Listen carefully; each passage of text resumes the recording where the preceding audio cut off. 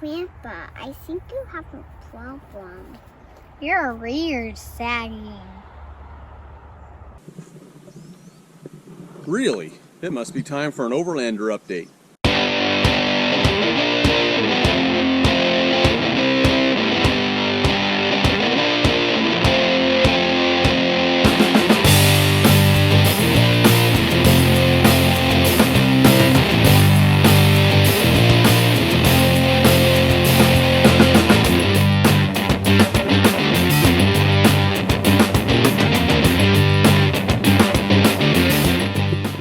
Okay, well, for today's Overlander update, we're going to be doing something a little bit different, something that's really needed. As you can see from the way the Suburban sits, it oftentimes sags a little bit in the back. We got about 33.5 inches from the ground to up here, and when I start putting more and more weight in here, especially as we pack up for camping and things like that, she begins to sag, and that doesn't work very good for handling and a whole other things. And I keep thinking, what would happen if I actually got an elk? How would we get the thing home? So it's time to put it's time to deal with that. So here's what we're going to be doing. We're going to be putting in these Firestone air springs, the Ride Right air springs. That'll give us 5,000 pounds of help off the back here, and I'll be able to level this ride up.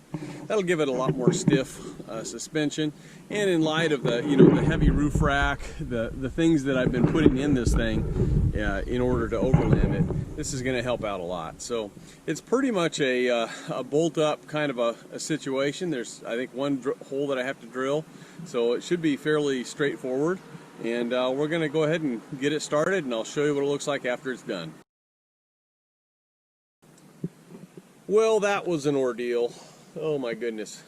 So I got underneath the vehicle, and those rubber things that are supposed to stop you from bumping into your frame, those things were not bolted on as it says in the nice instructional videos.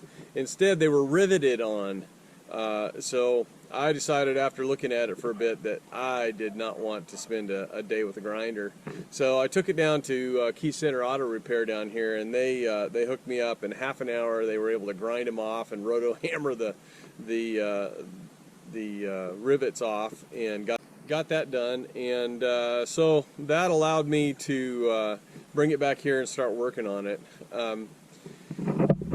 It was a little bit more challenging than I'd hoped or expected. Would have helped if I'd taken and jacked it up, put it on jack stands, and took the wheels off. But I got the one side in without taking the wheel off. The other side, I had to take the wheel off because of the exhaust, and that was a bit of a challenge.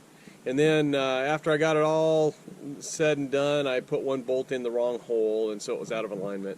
So I had to take one side partially apart and put it back on. So pretty par for the course for my kind of mechanic work, which is why I pretty much don't do a lot of mechanic work.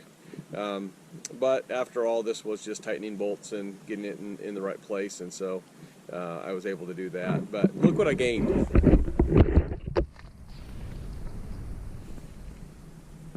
So it may be difficult to see, but that's 3.5 to 4 inches of extra clearance on the fender, but it levels this rig out, especially on the back bumper. You can really tell the difference not having the sag.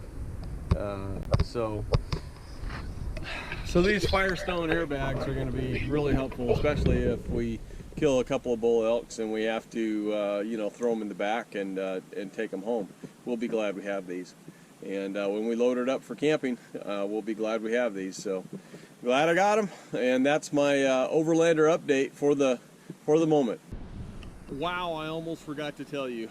What do you do if you have air shocks and you're out in the field and you got a leak, or maybe you need to put a little more in or take a little out or something like that? Well, taking out's pretty easy, but putting a little bit more in if you're out in the woods. You got to go back to the gas station? Nope. You just need an onboard air compressor. And that's what I've got here. A Smittybuilt. That's right. It's a 2781, 5.6 cubic feet per minute. Because we have to accessorize the Overlander. There it is.